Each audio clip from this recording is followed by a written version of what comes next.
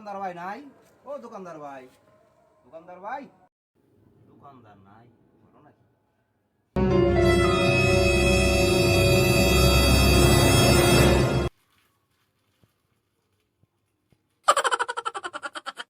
দোকানদার ভাই নাই? ও দোকানদার ভাই, হ্যাঁ আছি তো। কি লাগে? ভাই একটা পানি দেন। নেন কয় টাকা ভাই? 20 টাকা।